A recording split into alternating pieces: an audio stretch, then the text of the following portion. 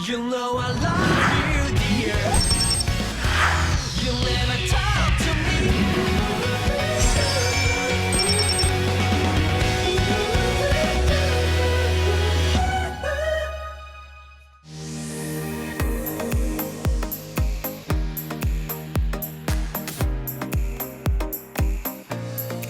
잘 지내셨습니까? 오늘 밤 김재동입니다. 오늘 중앙일보의 전영기 기자가 우리 대법원의 강제징용 배상 판결과 관련한 칼럼을 실었습니다.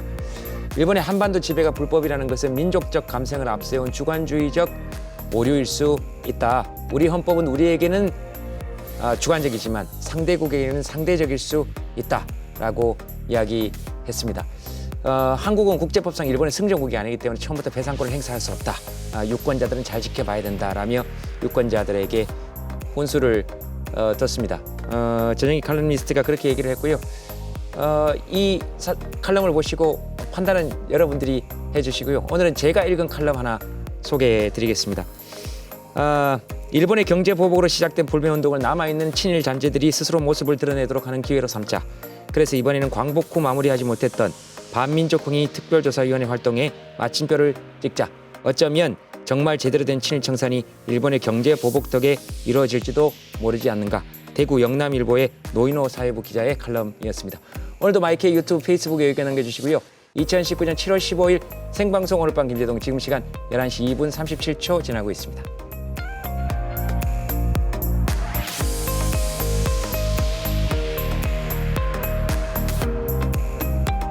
오늘 밤 브리핑 시간입니다. 뉴스타파 홍익 기자 어서 오십시오. 네, 안녕하세요. 자, 첫 번째 소식 보겠습니다. 네, 오늘 국회는요 또 한 번 막말 논란으로 하루 종일 시끄러웠습니다. 바로 자유한국당 정미경 최고위원의 발언 때문인데요. 해당 내용 영상으로 먼저 보시죠. 문재인 대통령 전남도청에 방문한 자리에서 이순신 장군 입에 올리셨습니다. 12척의 배로 나라를 지켜냈다고. 댓글 중에 눈에 띄는 글이 있어서 여러분께 소개합니다. 어찌 보면 문통이 낫다더라. 세월호 한 척 갖고 이긴. 참, 네. 세월호를 듣고 웃을 수 있는 사람 많지 않은데 저기서 웃음소리가 들리네요. 네, 세월호 한척 갖고 이겼다는 댓글은요.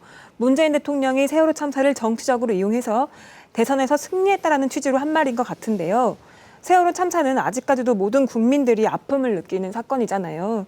아무리 댓글이라고 해도 어느 한 세력이 이를 정치적으로 사용해서 수단화했다는 발상은 공감이 되지 않을 뿐더러 당시 그 자리에 같이 있었던 일부 당 지도부와 최고위원들이 웃음까지 터뜨려서 부적절했다는 비난이 지금 쏟아지고 있는 상황입니다. 특히 자유한국당이 세월호를 언급해서 논란을 일으킨 건 이번이 처음이 아니잖아요. 당 윤리위원회에서 실제 징계까지 내린 것이 불과 몇 달 전이었고요. 이런 상황에서 정미경 최고위원은 논란 직후 한 언론사와의 통화에서 댓글에 대해 이렇게 말을 했습니다. 동의한다고 말하지도 않았고 소개만 했을 뿐이다 라고 말했습니다. 네, 목이 메이는 말씀이죠. 여러 번 목이 메이네요. 네. 그러니까 동의하지 않는 댓글을 그냥 소개했을 뿐이다. 네, 수많은 댓글 가운데서. 네. 정당의 최고위원, 최고회의죠, 여기가? 네, 맞습니다. 네네. 예. 알겠습니다. 근데 이분이 이제 평소에는 보수의 품격을 강조하셨던 분이라고 합니다. 네, 그렇습니다. 정미경 최고위원이 한 라디오 프로그램에 출연해서요. 이런 이야기를 했다고 하는데요. 함께 들어보시죠. 우리 보수는 보수의 품격을 말한다니까요. 민주당이 공격하는 거 말고도요.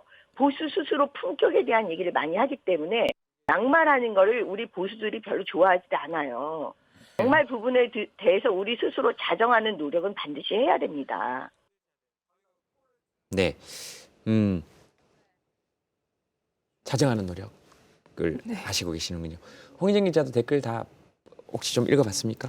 네, 저도 오늘 하루 종일 이제 실시간 검색어에도 오르고 하다 보니까 기사를 읽으면서 댓글들을 쭉 살펴봤는데 정말 많은 댓글 달렸는데요.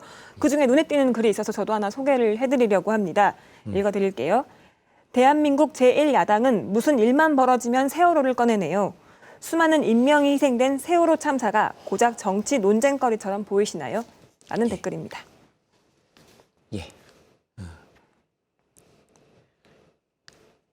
다음 소식 보겠습니다. 네, 피해자의 상처를 후벼파면서 막말을 하는 사람들 중에는 이들이 세계 최고입니다. 국경을 넘어서 일본의 일부 극우 세력들인데요. 일본 내에 이런 극우 세력의 민낯이 담긴 다큐멘터리 영화 주전장의 개봉을 앞두고 오늘 미키 데자키 감독이 내한했습니다. 데자키 감독은요, 일본군 위안부 문제를 숨기려고 하는 일본 구구 세력의 실체를 한국, 미국, 일본 3개국을 넘나들며 3년 동안 추적했다고 해요. 이 영화에서는 위안부의 존재 자체를 부정하는 일본 구구 세력 등 30여 명의 인터뷰가 담겼습니다. 그중 일부를 지금 영상으로 볼 건데요. 미리 말씀드리자면 굉장히 충격적입니다. 마음의 준비를 좀 하시고요. 영화 속 구구 세력의 허황된 주장들을 함께 보시죠.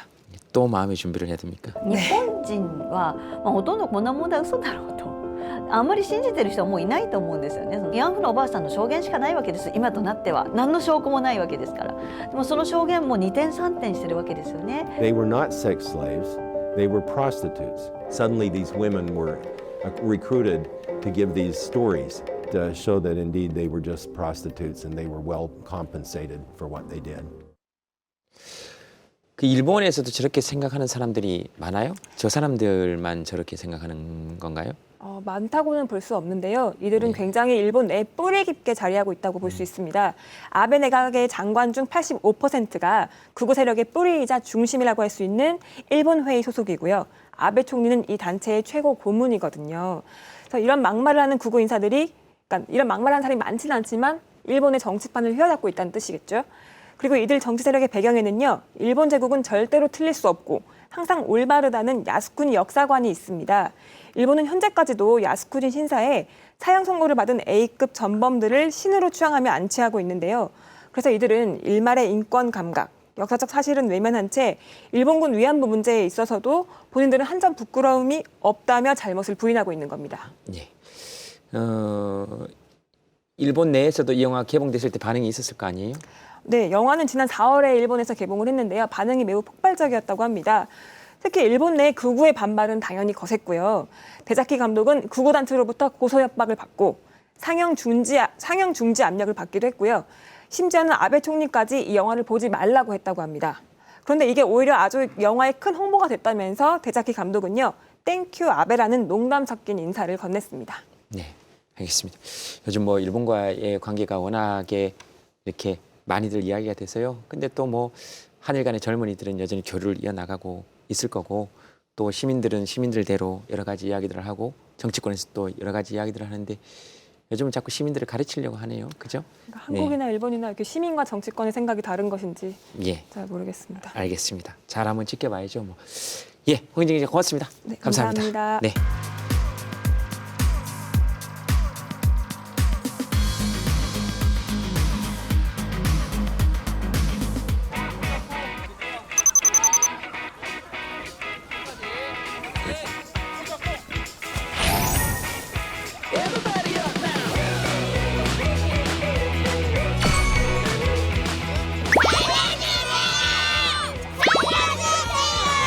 There's something coming up. Let's have a little fun. We're gonna paint a blue sky. Come on, let's have the best day of our life. Let's tell the whole world, all boys and girls, it's okay to run wild.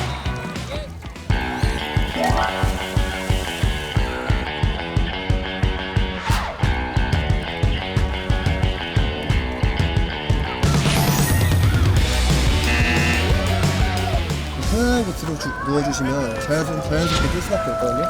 Una vez más, homenaje a Bárbaro del Ritmo. Keiko Forever y Alexander. Ahí nada más. Nando Bro. La mafia musical. Ponle. Vamos allá. Castellano, qué bueno baila usted. Mano para arriba otra vez. Castellano, qué bueno baila usted. En homenaje para Benito. Dale. 신나는 여름이잖아요. 어떻게 해요? 이렇게 사용할 일이 없었으면 좋겠지만 있더라도 잘 사용할 수 있을 것 같아요. 활용할 수 있을 것 같아요. 생존 수영 배워서 안전한 물놀이를 합시다.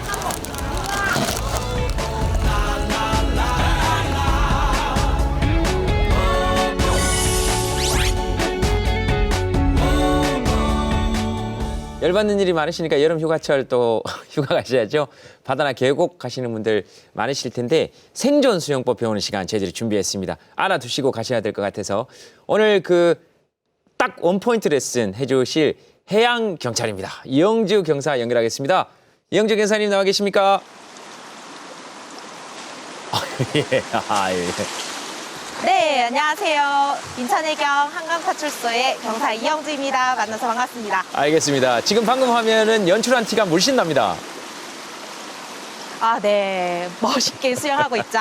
예. 저희 해양경찰이 생존 수영 교육도 하고 있지만 이렇게 멋있게 수영도 잘 하고 있습니다. 아, 알겠습니다. 그 생존 수영에 대해서 간단하게 좀 설명을 해주신다면, 경사님. 네.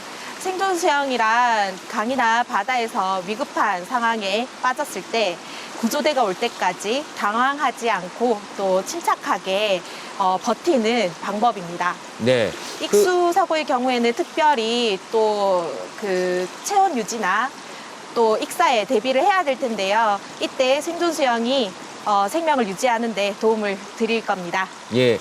경사님은 당연히 수영 진짜 잘하시겠죠?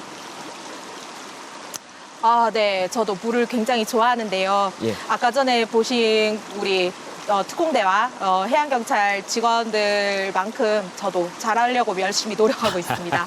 예, 알겠습니다. 영상에서 막 보니까 과자 네. 봉지, 막 페트병 이런 거 막 해가지고 막 뜨던데 주위에 그런 게 없을 경우가 있잖아요. 그럴 때는 어떻게 합니까? 그렇죠. 네, 생존 수영의 경우에는 가장 중요한 것이 누워뜨기인데요. 네. 누워뜨기, 지금 바로 원포인트 레슨 들어가도록 하겠습니다. 이현민 순경과 정수근 순경이 지금 바로 보여드릴 텐데요. 네. 네, 편안하게 양팔을 벌리고 네, 침대에 눕듯이 눕습니다. 그때 가장 중요한 것은 귀에 물을 이렇게 깊이 들여 넣는 것입니다. 그리고 또 하나는 사람이 두 개의 공기 주머니를 가지고 있죠. 뭘까요? 폐. 네, 예. 폐인데요. 폐에 공기를 가득히 불어 넣으면 부력이 훨씬 더 높아져서 쉽게 물에 뜨실 수 있습니다. 네. 네, 보이시나요? 예, 잘 보고 네, 있습니다. 이게 지금 우리 정수근 순경님이 지금 잡고 있는데 이현민 순경을요. 이거는 이게 물에 안 떠서가 아니라 기현민 순경이 자꾸 물에서 이렇게 흘러 내려가기 때문에 잡고 있는 겁니다. 오해하지 말아주시기 네, 바랍니다. 한번 놔주시겠습니까? 아, 네. 네. 네, 떠내려가고 있는 게 보이시나요? 네, 한번 이렇게 네네. 이거 지금 안 보여서 그런데, 그러니까 네. 조금 움직이더라도, 네. 그러니까 이렇게 누워서, 네, 근데 네. 저게, 이게 저렇게 침착하게 하기가 쉽지 않잖아요. 요령이. 맞습니다. 예, 그러니까 자꾸 깔아앉던데, 우리는. 계속 깔아앉거든요. 욕조에서도 이게- 깔아앉는데. 아까 맞습니다. 예. 하지만 제일 중요한 것은 당황하지 않고 또 침착하게 네. 그 평온을 유지하는 게 가장 중요한데요. 그렇게 되면 어떻게든 몸이 자연스럽게 뜨게 됩니다. 중요한 것은 한 두 번 정도 더 연습을 해보시면 예. 뜨실 수 있을 거예요. 알겠습니다. 그 귀가 물에 들어가야 되고, 그 실제로 생존 수영이 효과를 발휘한 적이 있습니까? 네, 실제로 해양경찰이 구조한 사례가 있는데요. 2017년도 8월에 대청도 한 해수욕장에서 실제로 중학교 남학생이 물놀이를 하던 중에 갑작스러운 너울성 파도에 800m 정도 떠내려간 그런 사건이 있었습니다. 이때 생존 수영에 누워뜨기 자세로 30분간 유지를 하다가 해양경찰에 구조된 바가 있고요. 실제로 그렇게 해서 생존 수영이 실효성이 있구나라는 것을 한번 확인을 하게 된 계기도 되었고, 또한 생존 수영을 더욱더 강조해야 되겠다라는 중요성도 다시 부각되는 그런 사례이기도 합니다. 아, 알겠습니다. 굉장히 엄청 잘 배우셨네요.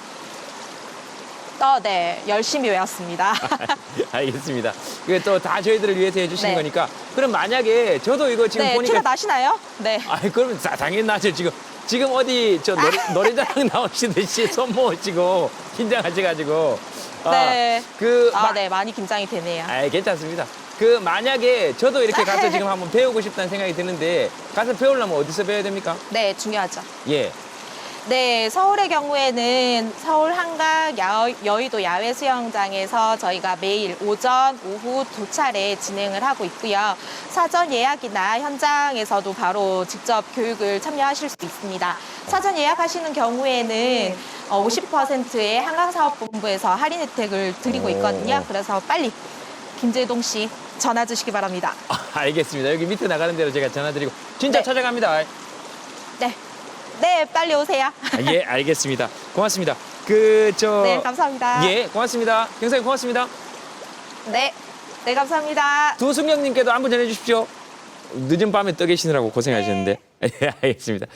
유튜브에 누워뜨기 관련 자세한 영상을 올려놓겠습니다. 시청자분들 꼭 확인해 주시고요. 늦은 시간에 인터뷰 응해주신 경사님들께 시범 보여주신 이현민 순경, 정수근 순경에게도 고맙다는 말씀을 전해드립니다. 해경 여러분 고맙습니다. 씨를 뿌리고 꼭꼭 물을 주었죠. 하룻밤 이틀밤 쉿쉿쉿 相手の国が調査に申し上げれば約束を守らないという中においては今までの優遇措置は取れない。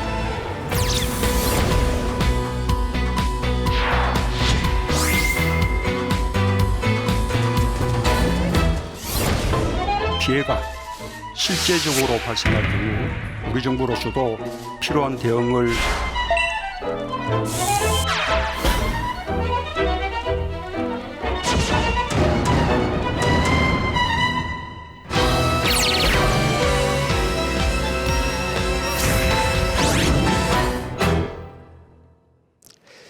예, 박지원 의원 그리고 전원책 변호사가 함께 쓰는 시사일기 전원일기 시간이고요.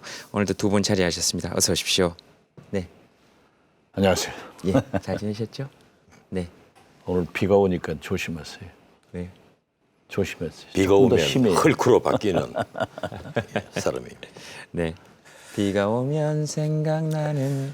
참 방송에서 오늘 아까 뭐 생존 수영 배우러 진짜 찾아간다는 소리를 하지 않나. 방송을 좀. 그 사람. 예. 네. 알겠습니다. 지금 이게 개그 프로그램입니까? 예, 저희 정치 시사 개그 프로그램입니다. 그러니까 예, 나오지. 네. 전 변호사가 개그맨 아니에요? 지금 대한민국 경제가 폭망을 하는 이 순간에도 이렇게 한가하게 개그를 할 수 있다니 참 두 분의 여유가 부럽습니다. 예, 뭐든지 여유가 있어 헤쳐나가죠. 그렇습니다. 자, 그리고 일본 오늘도 소식이 준비되어 있고요. 문재인 대통령이 오늘 일본을 향해서 메시지를 내놨습니다. 요거 영상으로 보시고 그다음에 두 분 말씀 듣겠습니다. 보시겠습니다.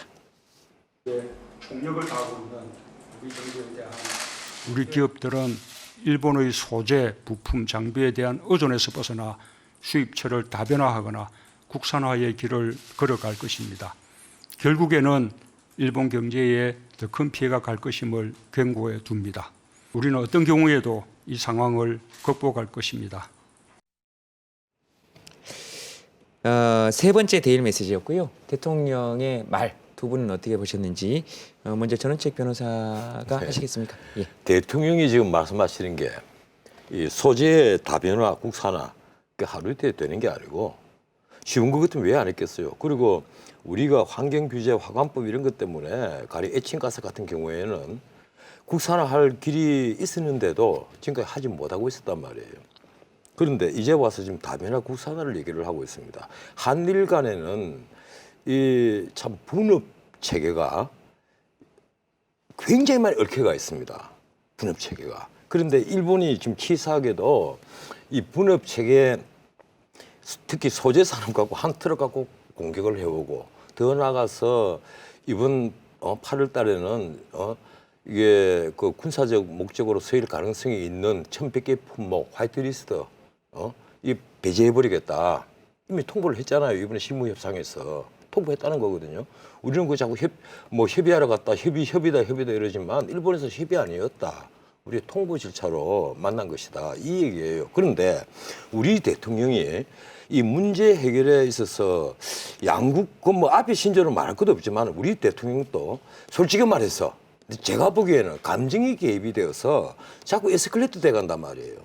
지금 이 앞에 하신 말씀은 나에게도 배 12척이 있는데 헤쳐나가겠다. 지금 상유 12 얘기는 우리 대통령께서 하실 말씀이 아니고 기업을 담당하는 사람이 상위 시비를 얘기를 해야 됩니다. 지금 어려운 데는 기업이잖아요. 이 기업이 지금 중리산에 뛰어다니는데 이 리드가 거꾸로 자꾸 에스컬레이트 돼가면서 다변화 국산화하면 된다. 그리고 일본 경제에 더 큰 피해가 간다. 이게 천만의 얘기입니다. 많은 전문가들이 특히 이번에 분업체계에서 IT 산업에 소재를 맡고 있는 일본이 틀을 지어버린다면 한국에 더 큰 피해가 있을 수밖에 없다. 이게 많은 전문가들이 얘기해요.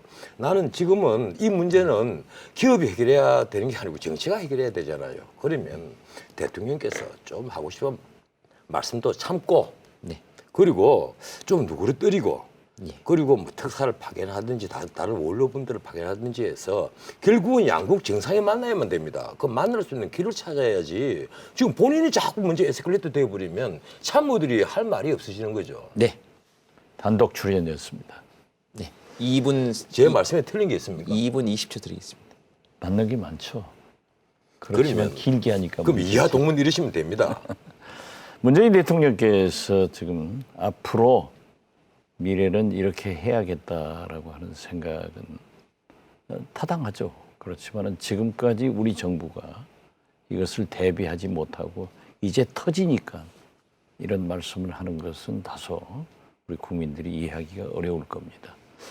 그렇지만 어떻게 됐든 일본이 정치적 목적으로 경제 보복을 하고 있기 때문에 또 7월 21일 참여연 선거까지 아베 수상이 강공을 하고 있기 때문에 우리 문재인 대통령도 함께 그러한 강한 말씀을 하고 있지만은 그러나 이제 일본의 경제 구조는 75%가 내수예요. 우리 경제는 저는 80%까지 수출에 의존했다 하는데 오늘 뭐 70%? 80%가 아무튼 수출 의존이기 때문에 장기화되면 우리가 손해인 건 사실이에요. 그렇기 때문에 이것을 풀기 위해서는 지금 아베가 공격을 하니까 정치적 목적으로 문재인 대통령도 거기에 응대를 하지만은 예를 들면은 김대중 대통령이 오부지 수상과 선언을 할 때도 양정규, 김종화 등 민정당의 원로들을 사전 작업을 했습니다. 그래서 문재인 대통령도 일본은 원로 정치이기 때문에 지금 뭐 건강만 허락하신다면은 공노명 전 외교부 장관이나 김태지 일본 대사 하신 분들 또 보수 쪽의 주요한 인사들을 일본 얘기도 듣고 일본에 보내서 사전 정지 작업을 해가지고 이낙연 총리도 보내고 또 저도 보내고 해서 참여연 선거가 끝나면은 두 정상이 만나서 해결의 길로 가야 된다. 저는 그렇게 봅니다. 알겠습니다. 그럼 일본의 태도에 대해서는 어떻게 생각하시는지 또 두 분께 바로 여쭤보겠는데요. 아까 지금 잠깐 일본의 태도는 나빠요. 그러한 짓을 하는 것은 지수르기 국가로서 있을 수 없는 일이에요. 거듭 말씀드리지만 일본의 경제가 오늘이 된 것은 6.25 한국전쟁의 특수를 보았고 또 자유무역으로 지금까지 경제를 이루고 있잖아요. 그런데 갑자기 보호무역을 한다고 하는 것은 있을 수 없고 이번에 뭐 화면에도 나옵니다만은 저렇게 실무회담에서 창구 같은 데서 저렇게 푸대접하면서 발표도 또 왜곡해서 하고 더욱이 우리에게 일본판 폭풍을 제기했다가 그런 일 없다 하는 것은 있을 수 없죠. 그러니까 일본은 잘못한 것은 사실이지만은 그러나 싸우는 것은 누구나 할 수 있지만은 외교는 풀어서 우리 국익이 될 수 있도록 해야 된다 그런 말씀입니다. 강원 양면 전략을 했어요. 지금 일본이 보호무역하는 건 아니에요. 한국만 표적으로 한 쉽게 말해서 반한 감정을 정치적으로 이용하는 측면도 있는데다가 또 한 번 아시아에 그 리더십 자기들이 가지겠다. 또 한편으로 한국 그 전략 사업인 반도체를 비롯한 IT 산업, 이 한국 우리 경제 성장의 거의 2분의 1입니다. 이걸 완전히 꽉 목줄을 잡아서 한국 경제에 우리 일본이 얼마나 힘을 가지는지를 여실히 보여주겠다는 그런 태도도 잠복을 해가 있습니다. 일본이 1965년 이 한일 청구권 협정으로 일본은 모든 과거사가 다 정리됐다. 이게 이제 일본 그 정치인들의 편협한 생각이잖아요. 아베 신조는 처음부터 731이라고 쓰여진 숫자의 변기에 올라서 엄지손가락을 든 사람입니다. 그 사람은 철저히 일본의 어떤 거구적 성향, 이걸 정치적으로 이용을 한 사람이에요.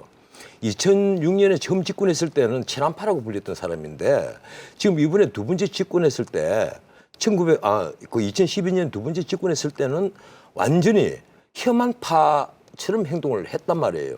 이런 사람이 지금 여기 우리 지금 문재인 대통령은 우리도 그러면 적절한 어떤 보복으로 나가면 일본에 더 큰 피해가 간다. 일본도 피해간다. 이제 이런 얘기인데 과연 우리가 대일 어떤 정치적 보복 이것이 실효성이 있을까? 많은 전문가들은 없다고 합니다. 그러면 우리가 그동안에 이 빌미를 줬단 말이에요. 가령 우리가 한미일 안보 공조 때문에 미국의 압박으로 인해서 지난번에 위안부 합의를 박근혜 대통령 때 했던 거 아니에요. 이 문재인 정부 들어서 그걸 일방적으로 파기를 해버렸단 말이에요. 그리고 이번에 나도 이 강제징용 당한 사람들이 배상 청구권에 난 손을 들어줍니다. 국가 간의 합의가 어떻게 사인의 청구권을 제한할 수가 있느냐? 아니다. 나 그쪽 편에 서요. 우리 대부분 판결 맞다고 생각을 해요. 하지만 상권이 분립이 돼가 있다는 이 핑계만 들 것이 아니라 우리 대법원에서 그런 판결이 나왔다면 적어도 우리 정부는 움직여야죠. 일본 정부에게 자 이렇게 나왔는데 이 문제를 우리가 좀 머리를 맞대고 해결을 합시다. 이렇게 나갔어야 되는데 그렇게 나갔어야 완전 됩니다. 남의 일처럼 행동을 했단 말이에요. 네, 알겠습니다. 그때 움직였어야 된다. 네. 지금 문제는 일본은 미국의 등을 업고 국방 대국으로 나가겠다. 그래서 그러한 계산이 있는 거예요. 정치적 목적이 있는 거예요. 헌법 개정한 그렇죠. 헌법 개정을 해서 방위성을 국방부로 이렇게 군사 대국을 지향하는 거예요. 전쟁할 수 있는 국가. 그렇죠. 예. 그렇기 때문에 또 미국은 중국을 견제해야 되는데 일본을 앞장 세우는 거예요. 그러니까 미일 관계가 공고한 것은 사실이고 우리는 어떻게 됐든 경제적 이유로도 미국 풀도 먹어야 되고 중국 풀도 먹어야 되니까 어쩔 수가 없어요. 그렇지만은 과연 일본이 저러한 일을 하는 게 옳은가 하는 것은 100번 규탄해야 됩니다. 그리고 지금 강제징용 문제에 대해서도 지금 문재인 대통령이 방법을 제시했잖아요. 우리 기업에서도 일본 기업에서도 하자 했다가 일본이 노 하니까 그럼 플러스 알파는 우리 대한민국 정부가 하겠다.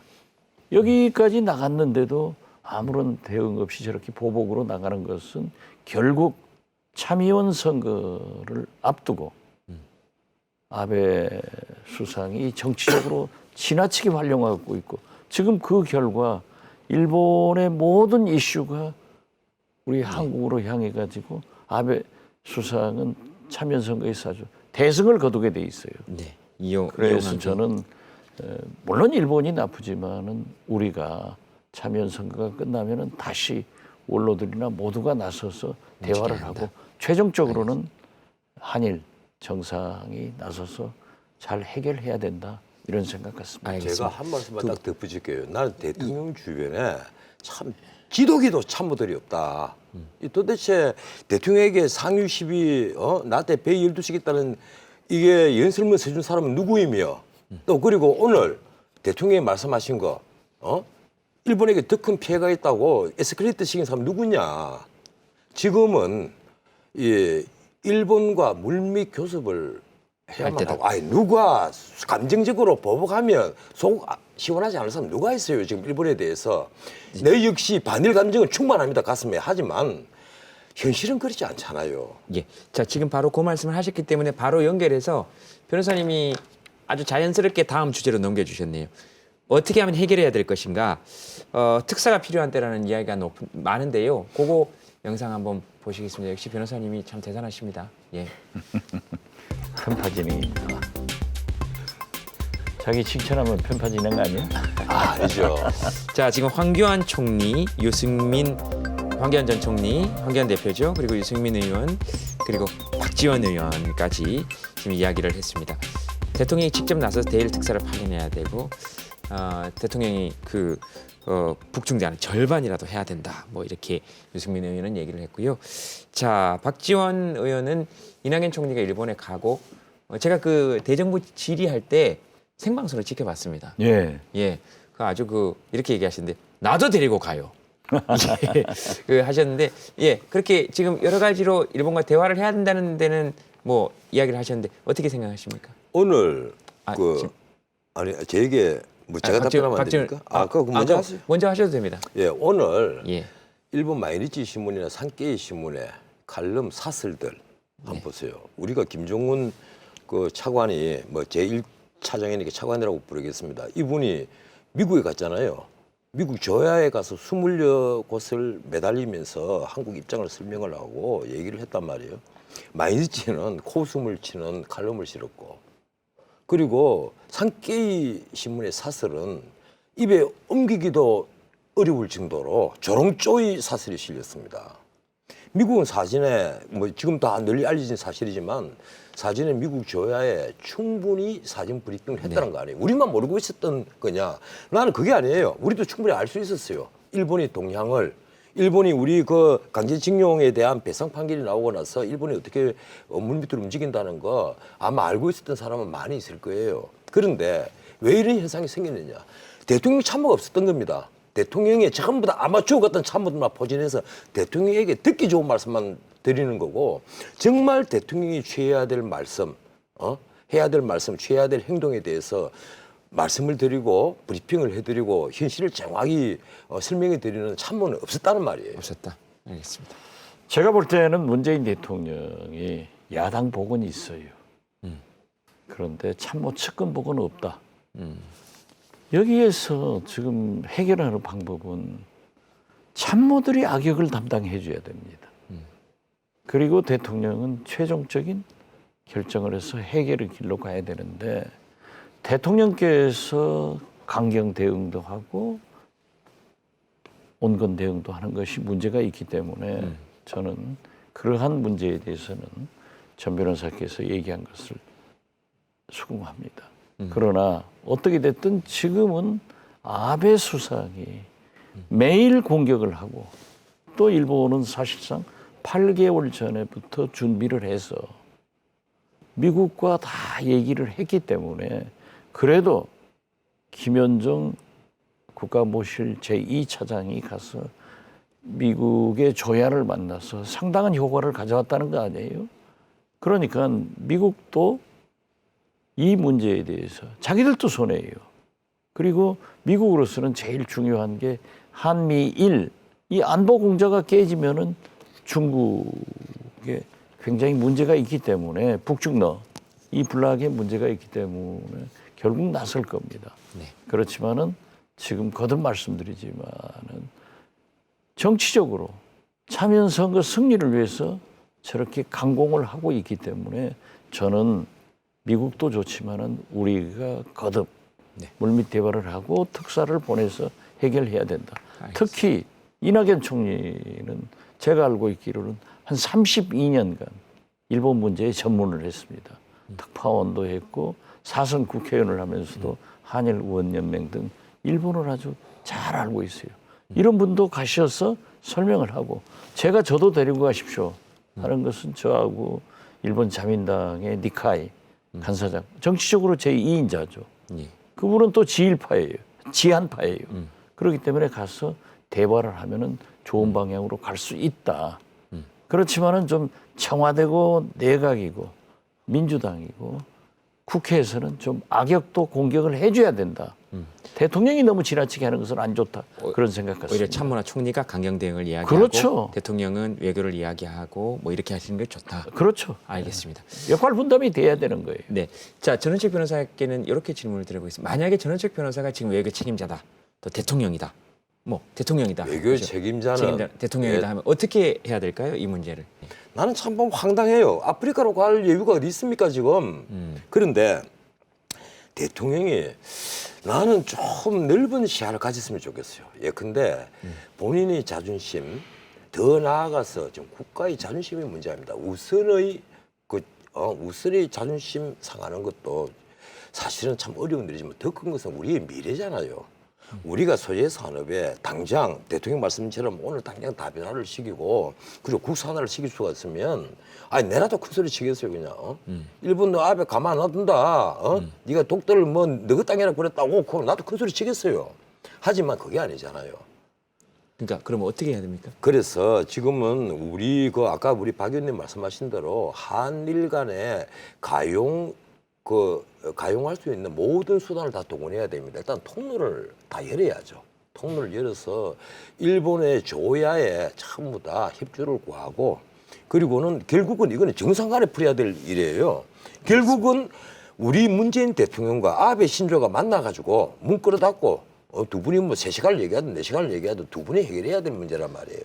문재인 대통령이 어떤 결론을 내리더라도 우리 국민들이 아침을 팔아 이렇게 공격 안 합니다. 네, 알겠습니다. 문제는 1965년 한일회담 이 정일영 박사 등 3분이나 의원직을 사퇴하면서 반대를 했습니다. 그렇지만 김대중 의원은 찬성을 했어요. 왜? 국익 차원에서 한일 수교를 해야 된다. 그러한 것을 보면은 나는 이 정부에서도 강제징용 위안부 문제가 나왔을 때 제2의 JP가 나타나야 된다. 아니, 물론 나야죠. 우리가 지금 이 약점을 정정하겠습니다. 지금 일본에서 다 모니터링하고 있어요. 이러한 것을 내놓으면은 협상의 약화가 되는 거예요. 그렇기 때문에 우리도 좀 강공을 하면서 그러나 대통령은 풀어가야 된다. 알겠습니다. 그런 말씀드립니다. 네, 알겠습니다. 오늘은 그 전원책 변호사가 특별히 신청곡으로 마무리를 하시고 싶다 그러셔서 소개를 직접 해주시죠. 내가 사모한 그 가펑클 사실은 내 젊은 시절에 좋아했던 건데 거기에 보면 사운드 오브 사일런스 침묵의 소리라는 노래가 있어요. 그 가사를 오늘 잘 한번 의미를 해봅시다. 이 정치권에 부탁을 드리는데 때로는 이 침묵의 소리에 귀 기울일 필요도 있다는 말씀을 드리겠습니다. 지금은 침묵하면 안 돼요. 협상을 해야지. 다음 주에도 박지원 전원책의 전원일기는 계속됩니다. 제가 생존 수영을 배우러 간다고 그랬더니 방송을 사적으로 이용하지 말려고 했던 전원책 변호사는 젊은 시절에 좋아했던 노래라며 사적인 노래를 신청해 주셨습니다. 그러나 저희들은 모두 다 받아들입니다. 왜냐하면 사랑하거든요, 변호사님을. 비 조심하십시오. 더 나은 내일을 기다립니다. 오늘 밤 김재동이었습니다. 네, 안녕히 주무십시오. The halo of a street lamp. So come over here and sit next to me.